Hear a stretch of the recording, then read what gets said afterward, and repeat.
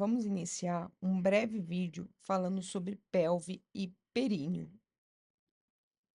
Quando falamos da cavidade abdominal, a cavidade abdominal ela se mistura com a cavidade pélvica. Então, falamos, na verdade, de uma cavidade maior chamada de cavidade abdominopélvica, que é a cavidade abdominal mais a cavidade parte da cavidade pélvica. Diferentemente, como vimos no período passado, a cavidade torácica ela é dividida da cavidade abdominal. Existe uma estrutura sólida que divide a cavidade torácica da cavidade abdominal, que é o músculo diafragma, que é esse músculo aqui marcado, que é o músculo diafragma. Então, o músculo diafragma ele divide a minha cavidade torácica da cavidade abdominal. Essa imagem a gente pode ilustrar melhor essas cavidades. Aqui, o músculo diafragma ele vai separar a minha cavidade torácica da minha cavidade abdominal, sendo que essa cavidade abdominal ela se mistura com a cavidade pélvica, com parte da cavidade pélvica, com o que chamamos de pelve maior. Então, a cavidade abdominal mais a pelve maior, a gente chama de cavidade abdominopélvica. Existe um contorno ósseo chamado de margem da pelve que separa a pelve maior da pelve menor, ou seja, a pelve maior, que é chamada de pelve falsa, da pelve menor, que é chamada de pelve verdadeira. Essa margem da pelve, na verdade, é um contorno ósseo com relação à pelve que separa a pelve maior da pelve menor, sendo que a pelve maior ela faz parte de uma grande cavidade, que é chamada de cavidade abdominopélvica. Quando falamos da estrutura pélvica, a gente fala dos dois ossos do quadril unidos posteriormente ao sacro e anteriormente à cartilagem da sífise púbica. Existe um contorno que a gente chama de margem da pelve. É essa margem da pelve que vai separar a pelve maior, que faz parte da cavidade abdominopélvica, da pelve menor. A pelve menor ou a cavidade pélvica aqui também é separada da região do períneo por uma estrutura chamada de diafragma da pelve, uma estrutura muscular chamada de diafragma da pelve, formada principalmente pelo músculo levantador do ânus. Então, o diafragma da pelve, ele separa a cavidade pélvica, ou seja, a pelve menor, da região do períneo. Períneo é onde está localizado a genitália externa, no homem, o escroto e o pênis, na mulher, a vulva. Aqui visualizamos o diafragma da pelve, formado principalmente pelo músculo levantador do ânus. Tem o músculo levantador do ânus e o músculo isquiococcígeo, mas o músculo levantador do ânus é o principal aqui do diafragma da pelve, que vai separar a cavidade pélvica da região do períneo. Existe um conceito que separa a pelve maior da pelve menor. Ela é dividida pelo plano oblíquo da abertura superior da pelve. Existe um plano, que é chamado de plano oblíquo da abertura superior da pelve, que também vai separar a pelve maior da pelve menor. Então, a pelve maior é separada da pelve menor pelo plano oblíquo da abertura superior da pelve ou pela margem da pelve. Aqui conseguimos visualizar esse plano oblíquo da abertura superior da pelve. Esse plano oblíquo da abertura superior da pelve, ele separa a pelve maior, que está acima desse plano oblíquo, da pelve menor, que está abaixo desse plano oblíquo. Então, existem dois conceitos. A pelve maior e a pelve menor são separadas pelo plano oblíquo da abertura superior da pelve ou pelo contorno ósseo chamado de margem da pelve. Vamos falar do contorno ósseo, o contorno ósseo que chamamos de margem da pelve. O contorno ósseo, ele está assinalado aqui em vermelho. Esse é o contorno ósseo chamado de margem da pelve. Vamos ver quais acidentes ósseos formam esse contorno ósseo da margem da pelve. Com relação à pelve maior e à pelve menor, vimos que o plano oblíquo da abertura superior da pelve separa a pelve maior da pelve menor. Ou a margem da pelve, que é o contorno ósseo. O contorno ósseo é formado pelo promontório sacral, pela asa do sacro, pela linha arqueada do ilho, pela linha pectínea do pubis e pela crista púbica. São esses acidentes que formam o contorno ósseo, a margem da pelve. Para simplificar, essas três últimas estruturas podemos chamar de linhas terminais. Ou seja, como é que é formada a margem da pelve? Pelo promontório sacral, pela asa do sacro e pelas linhas terminais.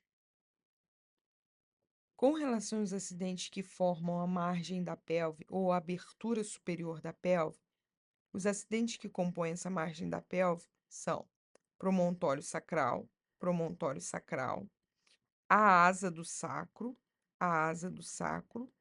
dos dois lados, a asa do sacro, a linha arqueada do ilho, linha arqueada do ilho, que faz parte do osso ilho, a linha arqueada do ilho, a linha arqueada do ilho, a linha arqueada do ilho aqui desse lado, a linha pectínea do pubis, a linha pectínea do pubis, a linha pectínea do pubis, linha pectínea do pubis, e para finalizar, a crista púbica. Então, são esses acidentes que formam o contorno ósseo, a abertura superior da pelve. Promontório sacral, a asa do sacro, a linha arqueada do ilho, a linha pectínea do pubis e a crista púbica. Sendo que podemos simplificar da seguinte forma: a margem da pelve é formada pelo promontório sacral, pela asa do sacro e pelas linhas terminais. Com relação ao períneo é onde está localizada a genitália externa. No caso do homem, o pênis e o escroto. No caso da mulher, a vulva. Nós vamos ver agora a delimitação do períneo, da região do períneo. O períneo é uma região losangular, formada por algumas estruturas. O limite anterior do períneo é a sífise púbica. O limite posterior do períneo é o cóccix. Os limites laterais são os dois túberes isquiáticos. Existe um limite anterolateral, formado pelo ramo isquiopúbico.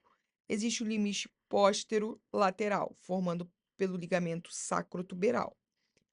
Existe uma linha imaginária entre esses dois túberes isquiáticos, dividindo esse losango em dois triângulos. Um trígono anterior, que é o trígono urogenital, e um trígono posterior, que é o trígono anal. No centro dessa linha imaginária, nós temos o corpo do períneo. O corpo do períneo. Aqui temos um períneo masculino. E vamos ver os limites desse períneo. O limite anterior é a sífise púbica. O limite posterior, o cóccix. Os limites laterais, os dois túberes isquiáticos. O limite anterolateral, o ramo isquiopúbico. E o limite posterolateral, o ligamento sacrotuberal. Nós temos a formação de dois triângulos, um triângulo anterior, que é o trígono urogenital, onde está localizada a genitália externa, no caso do homem, o escroto e o pênis, e um trígono posterior, que é o trígono anal. Aqui visualizamos essa região losangular. Visualizamos as estruturas ósseas que fazem parte dessa região losangular do períneo. Nessa imagem, visualizamos os diferentes tipos de pelve. Existe uma pelve predominantemente feminina, que é a ginecoide, a pelve predominantemente masculina, que é a androide, e existem dois tipos de variados de pelve, que é a antropoide e a platipelode, que são pelves mais masculinizadas. É importante conhecermos determinados diâmetros da pelve. Existem 3 diâmetros que são importantes no momento do parto. Na verdade, o diâmetro verdadeiro obstétrico, ele precisa ser medido para saber se a mulher pode ou não ter um parto por via vaginal. Quais são esses 3 diâmetros importantes? Nós temos esse primeiro diâmetro em preto, que é o diâmetro anatômico, que vai do promontório sacral à parte superior da sífise púbica. O segundo diâmetro, que é o mais importante, é o diâmetro vermelho, que é o diâmetro verdadeiro ou obstétrico, que vai do promontório sacral à parte póstero-superior da sífise púbica. É esse que eu devo saber, que eu devo medir, na verdade, para saber, para indicar se a mulher pode ou não ter um parto por via vaginal. E qual é o diâmetro que eu consigo medir? O diâmetro que eu consigo medir é esse último diâmetro aqui em verde, que é o diâmetro diagonal, que vai do promontório sacral à parte inferior da sífise púbica. Como saber o valor do diâmetro verdadeiro obstétrico para saber se a mulher pode ou não ter um parto por via vaginal? É através do toque vaginal que o examinador consegue avaliar esse diâmetro. Na verdade, ele consegue medir o diâmetro diagonal. Ele acha o valor do diâmetro diagonal. Achando o valor do diâmetro diagonal, ele diminui de 1,5 cm, e aí esse valor é igual ao diâmetro verdadeiro obstétrico. O diâmetro do verdadeiro obstétrico tem que ser maior que 11 centímetros. Ou seja, aqui na imagem, o examinador mediu o diâmetro diagonal e o diâmetro diagonal deu 13 centímetros. Ele retirou 1,5 e achou o diâmetro verdadeiro obstétrico, ou seja, o diâmetro verdadeiro obstétrico é igual a 11,5 centímetros. Isso significa que a mulher pode ter parto por via vaginal, porque o diâmetro verdadeiro obstétrico é maior que 11 centímetros. Existem algumas características que diferem a pelve feminina da pelve masculina. Visualizando aqui na imagem, uma característica importante é o ângulo subpúbico. Esse ângulo subpúbico no homem, ele é mais estreito, ele é menor que 70 graus. Já na mulher, esse ângulo subpúbico, ele é maior. Ele mede cerca de 80 graus. Ele é um pouco até maior que 80 graus. Então, isso favorece para a abertura inferior da pelve feminina ser mais larga, ser maior.